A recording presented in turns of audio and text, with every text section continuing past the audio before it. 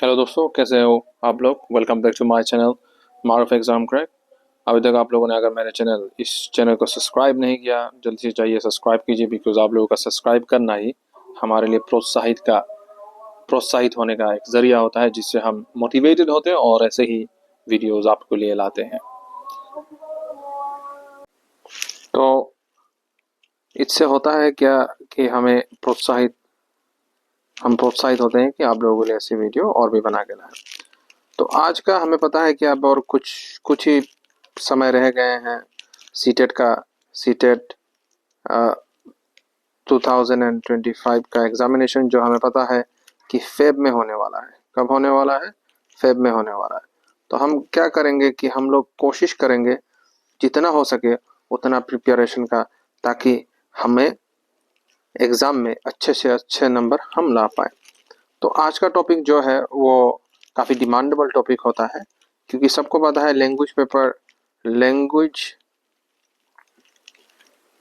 Paper one सबका हिंदी या फिर कोई भी 22 शेड्यूल लैंग्वेज में से कुछ भी होता है, और लैंग्वेज पेपर टू जो है वो इंग्लिश होता है ऑटोमेटिकली ज़्यादातर लोग।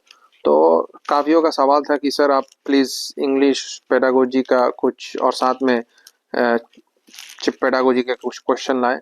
तो जितने भी क्वेश्चन मैंने अभी तक आप लोगों के लिए बनाए हैं इस वीडियो में, और जितने भी प्लेलिस्ट में हैं आपको मिल जाएगा मेरे प्लेलिस्ट में, तो सब वीडियो जो है वो सब प्रीवियस ईयर से इंस्पायर्ड है, या फिर यूँ कह लीजिए प्रीवियस ईयर के जितने भी इम्पोर्टेंट क्वेश्चन है उन्हीं को मैंने डिटो आप लोगों को यहाँ पे करवा रहा हूँ। तो 2022 से लेकर 2024 तक जितने भी एग्जाम और क्वेश्चन पेपर थे प्रीवियस ईयर के, वो सब हम सॉल्व करने की कोशिश कर रहे हैं, डायरेक्टली नहीं बट इनडायरेक्टली। तो मैं आप लोगों को ये कह सकता हूँ कि 70% ये चांसेस है कि यही क्वेश्चन आपको रिपीटेडली इस बार के एग्जाम में भी देखने को मिल जाए। तो चलिए शुरू करते हैं without further wasting any more time. तो हमारा पहला क्वेश्चन है कि 20 क्वेश्चन होंगे। पहला क्वेश्चन बोलने से मैं ये कहना चाहता हूँ कि पहले हमें 20 क्वेश्चन से जो हम सॉल्व करेंगे, और उसके साथ एक एक्सप्लेनेशन भी यहाँ पे दिया होगा। तो लेट्स स्टार्ट द वीडियो। तो पहला क्वेश्चन है सीडीपी से। According to the Piaget conservation of quantity develop during which stage.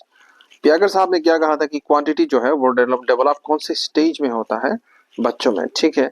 तो ये है कॉन्क्रीट ऑपरेशनल स्टेज में होता है, ठीक है। तो ये सीधा सीधा सवाल है। तो पियागेट साहब ने कहा था कंक्रीट, पियागेट मतलब कंक्रीट, उन्होंने सब कुछ ज्यादातर कंक्रीट में ही होता है इसके बारे में बोला है, तो आप लोगों को याद रहेगा, ठीक है। तो यहाँ पे एक्सप्लेनेशन दिया है, conservation develops in the concrete operational stage in 7 to 11 years. कब से कब? 7 से 11 साल के बच्चों में होता है। व्हेन लॉजिकल थिंकिंग इमर्जेस, जब लॉजिकल थिंकिंग अपने दिमाग में बढ़ता है बच्चों का, तो उसी वक्त क्या होता है? कंजर्वेशन डेवलपमेंट होता है, ठीक है। सॉरी, कंजर्वेशन डेवलप्स होता है, ठीक है, कॉन्क्रीट स्टेज में होता है। तो नेक्स्ट क्वेश्चन क्या है? Vygotsky emphasize learning as a social process mainly through. Vygotsky साहब ने कहा था क्या लर्निंग जो सोशल प्रोसेस है वो किस तरीके से होता है, कौन से तरीके से होता है, या फिर किस सिद्धांत से होता है? ट्रायल एंड एरर से होता है, या रीइंफोर्समेंट से होता है, या फिर interaction with more knowledgeable others? Yes, exactly, इसी से होता है। देखिए, जैसे कि हम ये कह सकते हैं कि जैसे कि कुछ बच्चे हैं, तो छोटे छोटे जब बच्चे होते हैं, हम भी जब थे, तो हम सवालात बहुत ज्यादा करते थे। किन से करते थे? हम अपने पेरेंट्स से करते थे, भाई बहनों से करते हैं, चाचा चाची मामा मामी जो है सबसे करते थे। तो इससे क्या मालूमात हमें मिलता है कि बच्चे और कोई भी हो, हम जितने नॉलेजेबल लोगों के साथ बात करेंगे उतना हम सीखेंगे, ठीक है। तो इसी यही है चीज। यहाँ पे एक्सप्लेनेशन दिया है, आप लोग जा सकते हैं, पढ़ सकते हैं। नेक्स्ट क्वेश्चन क्या है? Which assessment is conducted during the teaching learning process to improve learning। कौन सा असेसमेंट सबसे ज्यादा महत्वपूर्ण होता है लर्निंग प्रोसेस में, ठीक है। कौन सा असेसमेंट? तो यह है कौन सा? Formative assessment. फॉर्मेटिव असेसमेंट क्यों है? Provides continuous feedback. फॉर्मेटिव में हमें याद रखना है कि हमें फीडबैक मिलता है। जैसे कि कहीं कहीं किसी बच्चे को आप पढ़ा रहे हो, तो पढ़ाने में कहाँ सही है कहाँ गलत है, इस चीज को कैसे मालूमात चलेगा? तो जब हमें फीडबैक मिलेगा कि भाई इस जगह पे उसको प्रॉब्लम है, तो हमें मालूम चल जाएगा। अगर ऐसे ही सिर्फ पढ़ाते रहो और वो पढ़ता रहा तो कुछ लाभ नहीं होगा। गलतियां होंगी, उसको हम सुधराएंगे, उसको हम ठीक करेंगे, बच्चों को भी बोलेंगे कि भाई यहाँ पे गलती है, आप इसको ठीक करो, सुधारो, फीडबैक देंगे। तो इसे क्या कहते हैं हम? फॉर्मेटिव असेसमेंट कहते हैं। इंक्लूसिव एजुकेशन मीन्स, देखिए इंक्लूसिव एजुकेशन का मतलब क्या है, सबसे ज्यादा जरूरी ये है। अब एक है इंक्लूसिव, सबका साथ सबका विकास, और एक है इंक्लूसिव एजुकेशन, ठीक है।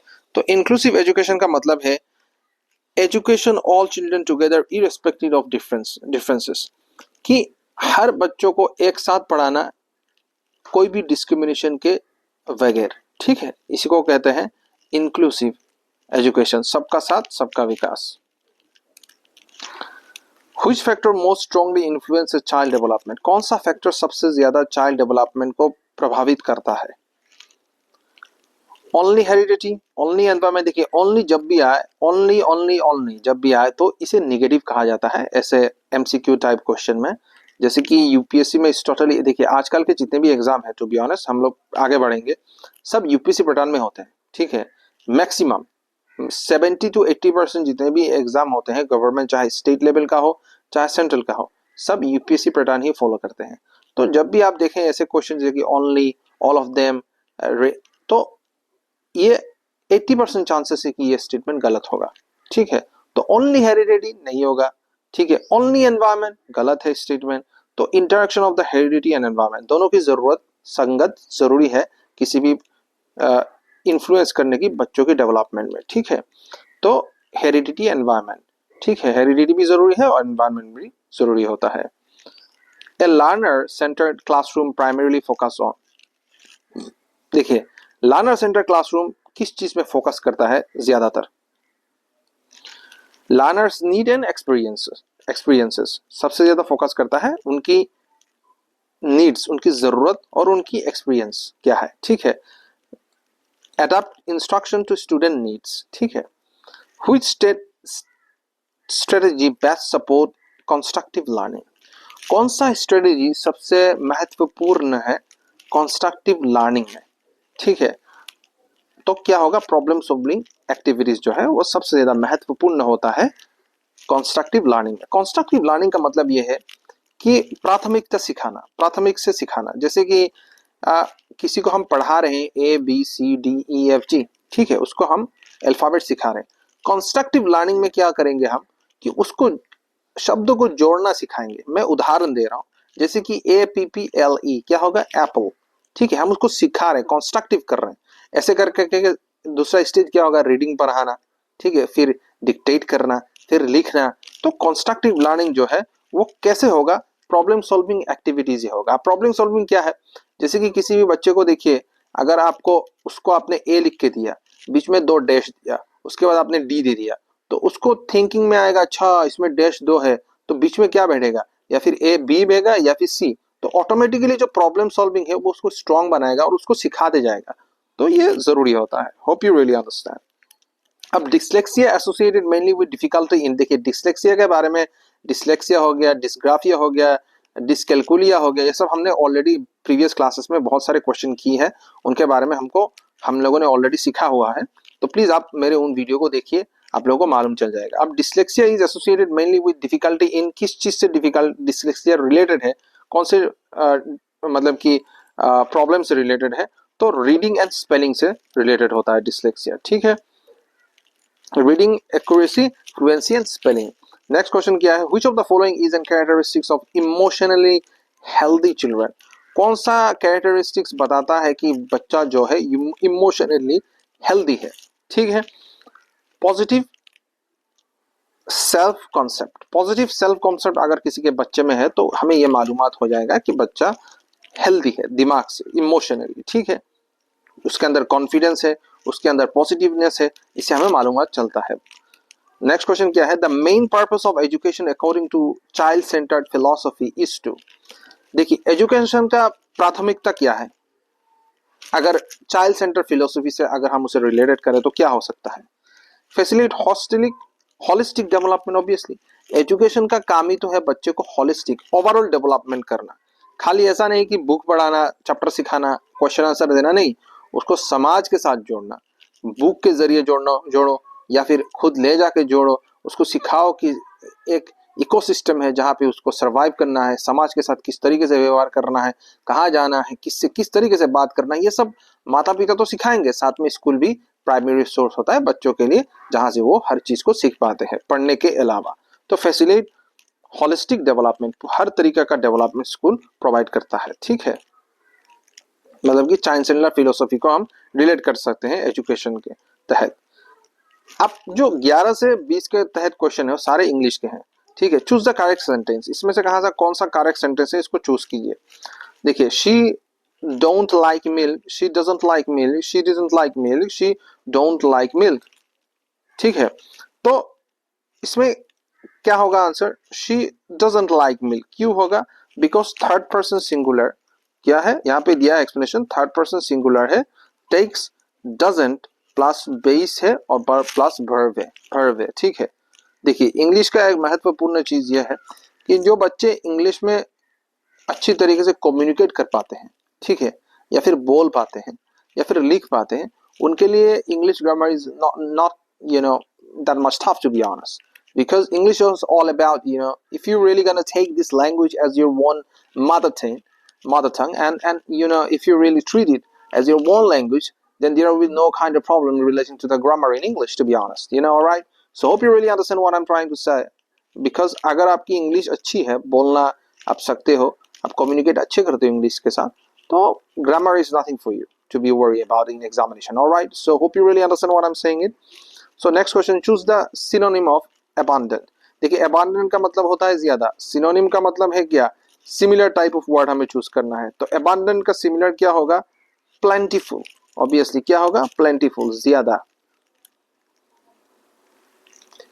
fill in the blank, he is afraid of dogs, obviously क्या होगा, of। देखिए रीडिंग अगर आपको आता है, मैंने क्या कहा, if you know how to just communicate in English in every circumstances, whether it might be, and if you just walking on the street, you just really met with someone and you started to talk with him in English, then probably while you are speaking you are using a lot of grammars, but even though you are not being aware of that one, but you are using the correct grammar. So मेरा कहने का मौजरा ये है कि अगर आप English को ऐसे भाषा यूज करते हो तो आपके लिए ग्रामर इज नथिंग। जैसे कि fill in the blank, he is afraid of automatically आगे मुंह में, क्योंकि आपको पता है क्या होगा, ऑफ डॉग्स, आपको ये जरूरत नहीं है क्या है, पास्ट है, प्रेजेंट है, कॉन्टिन्यूअस है क्या, इससे कोई फर्क नहीं पड़ता। ठीक है, the thing is that you should know how to speak, that's the most important thing. इसलिए हमारे माता पिता कहते थे बेटा बुक्स को पढ़ते रहो इंग्लिश का, तो आप ऑटोमेटिक सीख जाओगे इंग्लिश, न्यूज़पेपर पढ़ो सीख जाओगे, तो that's the thing. So of is the correct answer. Identify the part of the speech of the underlined words she speaks softly. अब यहाँ पे अंडरलाइन जो वर्ड है सॉफ्टली, ये क्या है, एग्जेक्टिव है, नाउन है, एडवर्ब है या कंजंक्शन है, ये ऑब्वियसली ये एडवर्ब है, because softly modify the verb speaker. ठीक है, मॉडिफाइज द वर्ब स्पीक्स, ठीक है, मॉडिफाई करता है, so it is an adverb. ठीक है, नेक्स्ट क्वेश्चन क्या है, change into passive voice, passive voice में चेंज करो। The teachers explain the lesson, teacher ने एक्सप्लेन किया है लेसन को, इसको पैसिव में चेंज कर दो, तो क्या होगा, the lesson was explain by the teacher. ठीक, उल्टा कर दो, the lesson was explain by the teacher, तो B option is the correct. ठीक है, नेक्स्ट क्या है, choose the antonym of ancient. ठीक है, सिनोनिम हमने कर लिया, अब एंटोनिम करना है, तो एंशियंट का ऑपोजिट क्या होगा, ठीक है, मॉडर्न। ठीक है, एंशियंट का ऑपोजिट क्या होगा, मॉडर्न। ऑलराइट, एंशियंट मतलब कि पुराना, मॉडर्न मतलब नया। ठीक है, नेक्स्ट क्वेश्चन क्या है, choose the correct article, she bought क्या होगा, article an umbrella, obviously an होगा, she bought an umbrella in the school, हम लोग कह सकते हैं ना, तो एन होगा यहाँ पे, ऑब्वियसली यहाँ पे दिया है an, umbrella being with vowel sound an. ठीक है, नेक्स्ट क्वेश्चन क्या है, Which sentence is a simple future tense? इनमें से कौन सा सेंटेंस जो है वो फ्यूचर टेंस की ओर इशारा कर रहा है, तो she will write a letter, she will write a letter, ये फ्यूचर की ओर इशारा कर रहा है, she will write a letter, यहाँ पे सॉरी यहाँ पे, ठीक है, she will write a letter, वो एक लेटर लिखेगी, पत्र लिखेगी, वो एक पत्र लिखेगी, लिखा नहीं, लिखने वाली नहीं, ठीक है, लिख चुकी है नहीं, वाज हो जाएगा, सो she will write a letter, वो लिखेगी, इट्स एन क्या है, future tense. Select the correct spell word, इनमें से कौन सा सही तरीके से स्पेल्ड वर्ड है, मतलब स्पेलिंग सही है किसका, ठीक है, तो receive is the correct word, RECEIVE, receive is the correct spelling. Last question, meaning of the idiom, once in a blue moon. ठीक है, लोग कहते हैं ना एक दफा यार, अगर उस देखिए लोग कहते हैं ना, देखिए once in a blue moon का अर्थ यह है कि मैं आपको कैसे सुना, जिंदगी में एक दफा यार मैंने एक चांद को, ऐसा मौका कभी नहीं मिलता है कि हम चांद को मतलब कि ब्लू कलर में देखें। ठीक है, once in a blue moon, एक दफा ही निकलता है और जिंदगी में एक दफा ही नसीब होता है ऐसी चीज देखने का। ठीक है, इसका अर्थ ये है, मैं आपको मतलब कि उदाहरण सही तो नहीं दे पा रहा हूँ, लेकिन इसका यही कहने का मतलब है कि एक दफा जिंदगी में भाई मैंने देखा है, या फिर एक दफा अगर देखने को मिल जाता है, या फिर एक दफा हमने देख लिया। ठीक है, once in a blue moon, कभी कभार ही रेयर देखने को मिलता है। तो इसे कभी कभार क्या है, मतलब कि रियरली है ना, तो obviously the answer is rarely होगा। ठीक है, rarely we have seen once in a blue moon, एक दफा इस जीवन में किसी का कोई मतलब कि ब्लू कलर का मून किसी को नसीब होता है देखने का। तो the idiom means something that happens very infrequently. देखिए इनफ्रीक्वेंटली मतलब कि हर रोज देखने को नहीं मिलता, कभी कभार देखने को मिलता है। तो रियरली जो है इसे कहते हैं, ईडियम का खुलासा हमने इसमें कर दिया। तो आशा करता हूँ आप लोगों को ये वीडियो अच्छी लगी। अरे यार आप लोग सब्सक्राइब नहीं करो यार, सब्सक्राइब करो, शेयर करो अपने दोस्तों के साथ। अभी सीसेट का ज्यादा दिन बाकी है नहीं, जितना प्रैक्टिस करोगे उतना आप लोगों के लिए अच्छा है। तो hope you really like this video, so see you in another video, bye bye, have a nice day guys।